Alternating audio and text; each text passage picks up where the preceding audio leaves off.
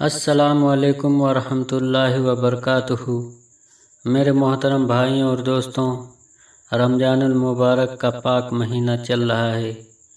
اسی مہینے میں اللہ تعالیٰ نے قرآن کو نازل کیا اور اسی مہینے میں حضرت علی رضی اللہ تعالیٰ عنہ 21 رمضان المبارک کو حضرت علی رضی اللہ تعالیٰ عنہ کی شہادت ہوئی۔ حضرت علی رضی اللہ تعالیٰ عنہ کوفہ کی ایک مسجد میں نماز پڑھ رہے تھے۔ اسی وقت ایک دشمن نے ان کی سر پہ تلوار سے حملہ کر دیا، جس سے آپ زخمی ہو گئے۔ پھر اس کے بعد 21 رمضان المبارک کو آپ شہادت نصیب ہوئی۔ اور دوستوں، اسی رمضان المبارک کے پاک مہینے میں جنگ بدر اسلام کی پہلی جنگ ہوئی۔ دشمنوں نے، ابو جہل نے حضرت محمد صلی اللہ علیہ وسلم اور سارے مسلمانوں کو ختم کرنے کے لیے 1000 سے زیادہ کا لشکر لے کر، جس میں 700 اونٹ تھے اور 300 گھوڑے تھے اور سب کے پاس عمدہ قسم کے ہتھیار تھے، وہ پورا کا پورا لشکر لے کر حضور پاک صلی اللہ علیہ وسلم اور مسلمانوں کو ختم کرنے کے لیے نکل پڑا۔ تو پیارے آقا صلی اللہ علیہ وسلم نے بھی، ان کے 313 ساتھی تھے صحابہ کرام، ان سب کو لے کر، سب روزے سے تھے، بھوکے پیاسے تھے، لیکن اللہ کے راستے میں شہید ہونے کے لیے سب نکل پڑے۔ کاش ایسا ایمان ہم سب مسلمانوں کے پاس بھی آ جائے جیسا ایمان صحابہ کرام کا تھا۔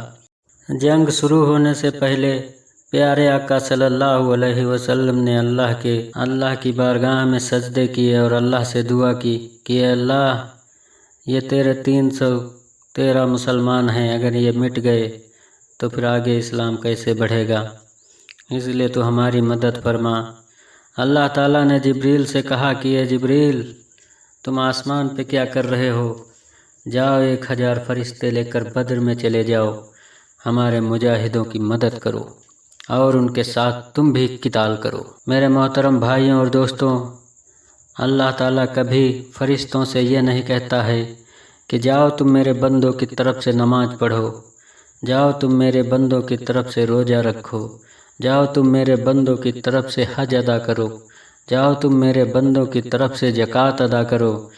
لیکن جب اللہ کے راستے کی بات آئی اور اللہ کے لیے قربانی دینے کے بات آئی تو اللہ نے فرمایا کہ اے جبریل، جاؤ 1000 فرشتے لے کر اور ہمارے بندوں کے ساتھ تم بھی دشمنوں سے لڑو۔ میرے محترم بھائیوں اور دوستوں، اسی طریقے سے بہت ہی اللہ کے راستے میں نکلنا بہت ہی اونچا کام ہے۔ اللہ کے راستے میں جب کسی کی موت ہوتی ہے تو پھر کوئی اللہ کے راستے میں جب شہید ہوتا ہے تو ایک طرف سے جنت کی حوریں آتی ہیں، کہتی ہیں میں اس کی روح قبض کروں گی، ایک طرف سے فرشتے آتے ہیں، کہتے ہیں میں اس کی روح قبض کروں گا، لیکن اللہ تعالیٰ کہتا ہے ہٹ جاؤ سب لوگ، اس نے جان میری خاطر دی ہے، اس لیے اس کی روح میں اپنے ہاتھوں سے قبض کروں گا۔ تو یہ مرتبہ ملتا ہے شہید کو۔ اللہ کے راستے میں نکل کر جو شہید ہوتا ہے اس کی جان کوئی فرشتہ نہیں نکالتا، اللہ تعالیٰ خود اس کی روح قبض کرتے ہیں۔ مدینے کا ایک واقعہ ہے، ایک شخص کا انتقال ہو گیا، حضور پاک صلی اللہ علیہ وسلم اس کی جنازہ کی نماز پڑھانے کے لیے کھڑے ہو گئے۔ صحابہ کرام نے منع کیا کہ یا رسول اللہ مت پڑھائیے اس کی نماز، یہ بڑا گنہگار آدمی تھا، لیکن پیارے آقا صلی اللہ علیہ وسلم نے کہا ہٹ جاؤ سب لوگ، اللہ اکبر اللہ اکبر اللہ اکبر، السلام علیکم ورحمۃ اللہ، السلام علیکم ورحمۃ اللہ۔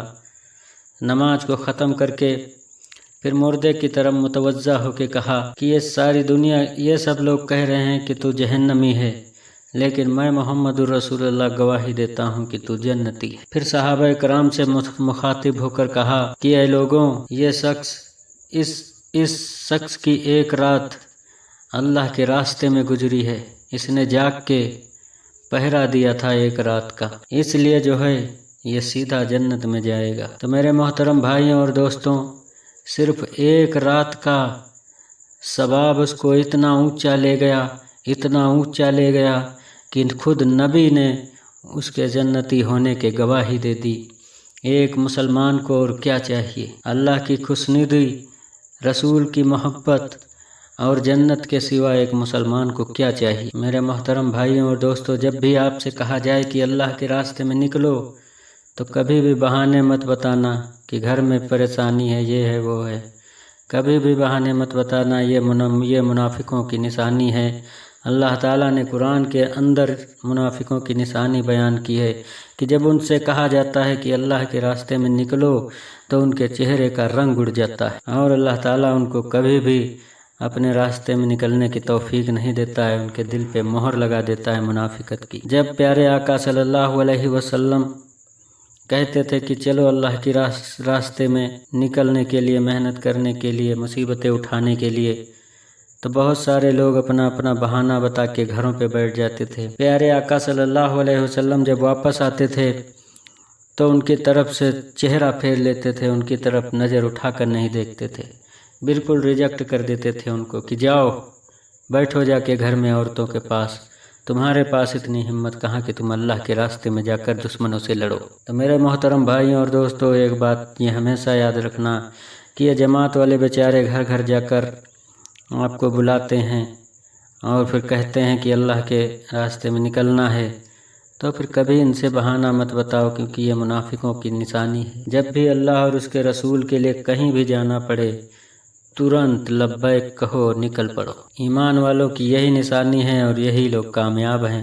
اللہ تعالیٰ قرآن کے اندر فرماتا ہے کہ جب ان سے کہا جاتا ہے تو ان کے دل خوش ہو جاتے ہیں اور فوراً نکل جاتے ہیں، جان اور مال کے ساتھ اللہ کے راستے میں نکلتے ہیں۔ تو دوستوں، ہمارے محترم بھائیوں اور دوستوں، رمضان کے مہینے میں جنگ بدر میں 2 کم عمر کے لڑکے تھے، وہ بار بار پوچھ رہے تھے کہ ابو جہل کون ہے، ابو جہل کون ہے۔